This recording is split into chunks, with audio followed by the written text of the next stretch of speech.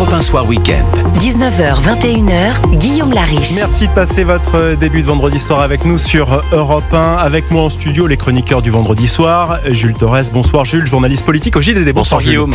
Et Vincent Roy, essayiste et journaliste. Allez-y Jules, vous pouvez l'imiter parce qu'il n'est pas encore là. Vous êtes dur. Ah Jules, vous m'avez dit que vous l'imitiez très bien. Non mais j'arrive à l'imiter quand il fait des postures, quand il a des indignations. C'est-à-dire qu'il cite quelqu'un, il cite un auteur. Spinoza disait. Et là, il est pas là, évidemment.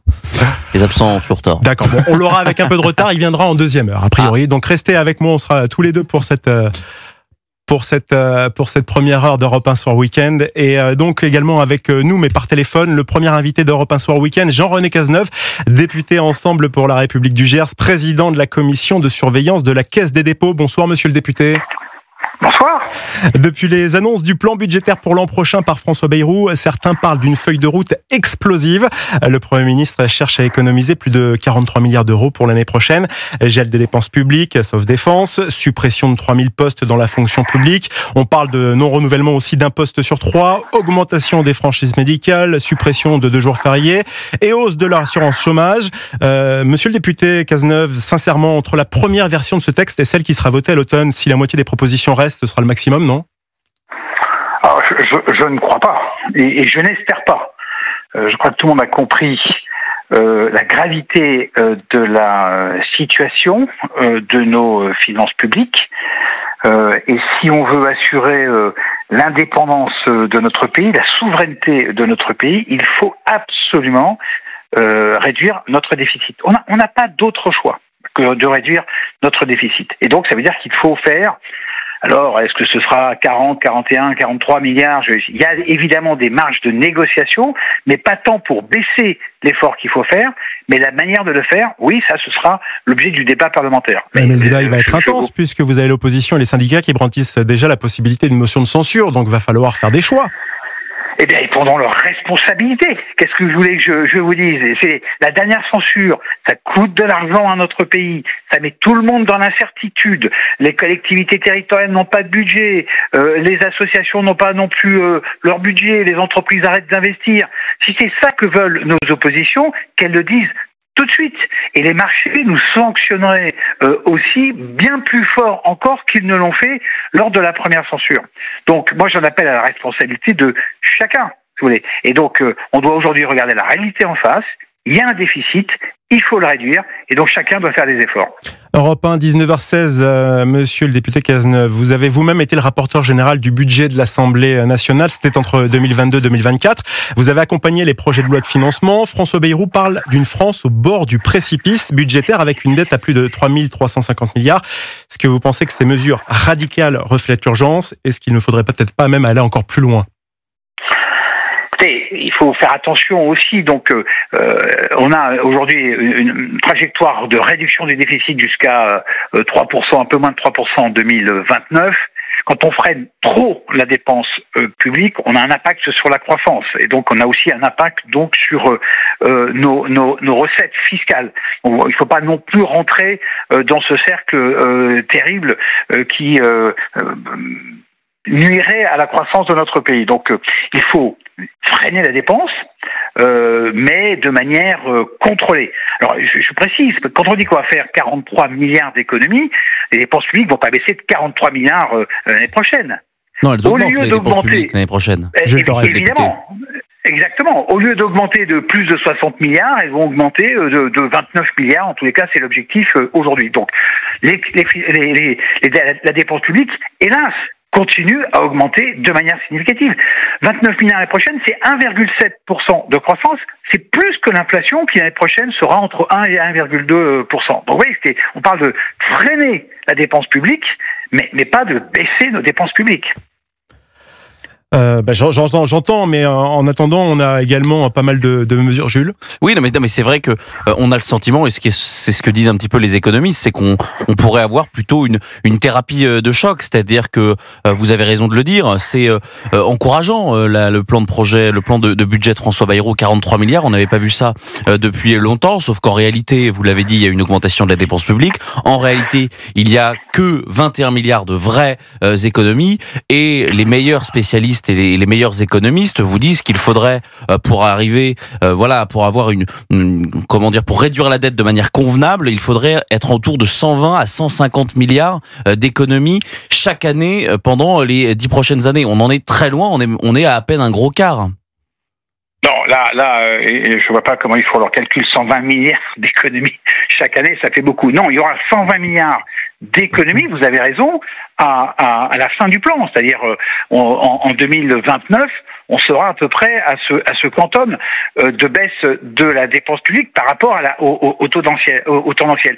Ceux qui disent qu'il n'y a pas assez, je les invite à l'Assemblée nationale à rentrer, qu'ils expliquent pourquoi il n'y a pas assez, parce qu'on a quand même, on joue sur beaucoup de leviers, on joue sur le gel des prestations, ce qu'on appelle l'année blanche, on joue sur le gel des budgets d'État, ou en tous les cas de la majorité des budgets d'État, à l'exception de la défense qui verra au contraire son budget augmenter de manière significative. Donc vous allez voir que toutes ces mesures qui ont été annoncées ont des conséquences, et les uns et les autres ont déjà commencé à dire que c'était pas possible, c'était scandaleux, etc., etc. Donc soyons courageux, mais pas kamikazes. Vous voyez ce que je veux dire. Jean-René Cazeneuve, j'en profite pour vous dire que Georges Fenech est avec nous dans ce studio d'Europe 1 qui remplace Vincent Roy, qui devait être ici, qui nous rejoindra à la prochaine heure. Bref, ça c'est pour remettre les pendules à l'heure. J'aimerais savoir, et surtout vous dire que 3/4 des Français sont contre la fameuse suppression des 2 jours fériés, lundi de Pâques 8 mai, ce qui est envisagé. Les profs, eux, regrettent déjà que le 15 août n'ait pas été choisi. Pour générer 4 milliards d'euros, les Français vont devoir travailler 14 heures de plus sans être payés plus. Est-ce que c'est pas un petit peu facile de supprimer des jours fériés? Pourquoi pas un 3e, un 4e? On en a que 11, après on pourra plus. Oui, vous savez, j'entends beaucoup vos journalistes, vos auditeurs. Ma question est facile, mais c'est ce que tout le monde pense. Non. Votre question est juste. Mais je disais que j'entends beaucoup vos journalistes et vos auditeurs dire régulièrement que la France est déclassée, pleurant sur le repli de la France, etc., etc. C'est pas complètement faux. Mais pourquoi ? Mais parce que maintenant, depuis à peu près 40 ans, 30 ans, on travaille moins dans notre pays. J'entends, mais est-ce que c'est la meilleure des solutions de supprimer des jours fériés ?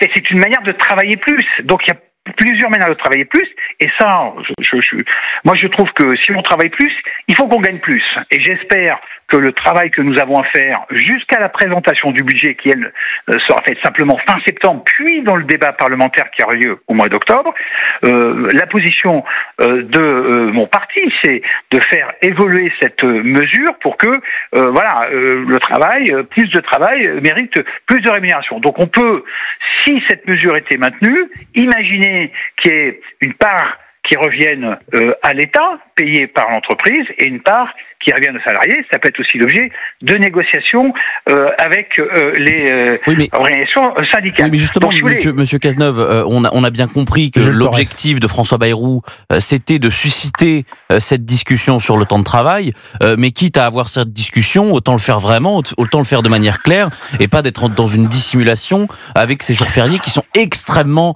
symboliques pour les Français. Pourquoi ne pas avoir relancé un débat, possiblement d'abord sur le temps de travail de 37, 39 heures, qui aurait été un débat, je trouve, intéressant, étant donné la fin des 35 heures, comme le propose le porte-parole du gouvernement. La porte-parole du gouvernement, Sophie Primas, en effet, ou, par exemple, sur un report beaucoup plus fort de l'âge de départ à la retraite à 65 ans, quand on voit que tous les pays européens sont à 66 ou 67 ans, il n'y a que le petit village gaulois français qui est à 64.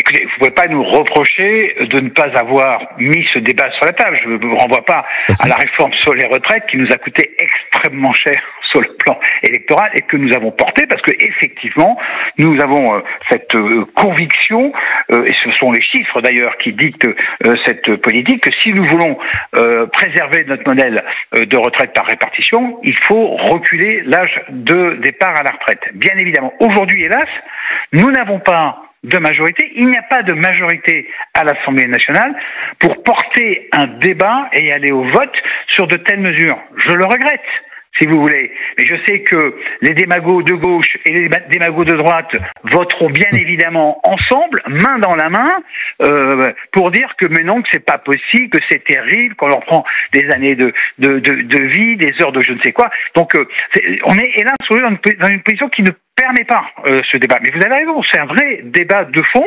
Maintenant, l'idée c'est quand même pas de travailler. Et sur le temps de travail, vous ne pensez pas qu'il y ait une majorité à l'Assemblée nationale?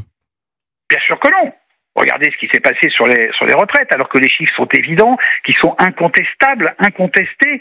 Vous avez une majorité qui a voté contre. Donc, de la même manière sur la durée du temps de travail effectif. Une fois plus, il faut pas avoir ses propos à la légère. Il faut travailler sur les conditions de travail si on veut que les gens puissent travailler un petit peu plus. Il faut travailler sur l'accompagnement des seniors. Il faut faire en sorte que les jeunes puissent rentrer plus rapidement et plus facilement qu'ils ne le font aujourd'hui dans le monde du travail. Donc vous avez raison, c'est une réflexion globale.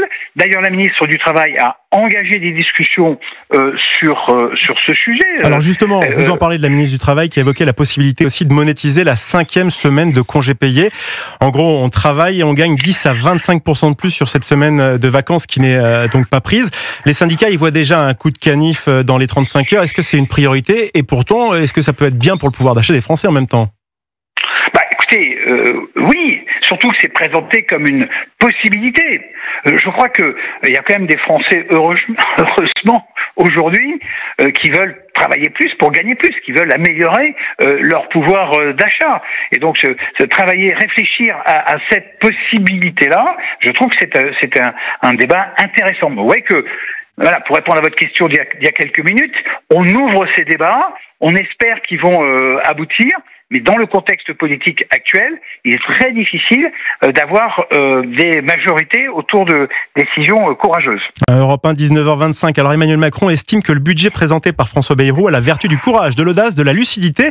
Question, comme tout le monde doit fournir des efforts, cela devrait-il aussi concerner les anciens présidents, les anciens premiers ministres? Vous auriez aimé que François Bayrou l'aborde, cette hypothèse?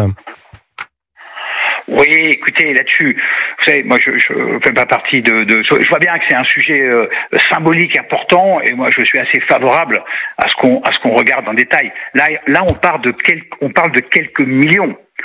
Donc peut-être qu'il faut supprimer ou limiter dans le temps les avantages des anciens premiers ministres et des présidents de la République. Moi, je suis pas contre ça.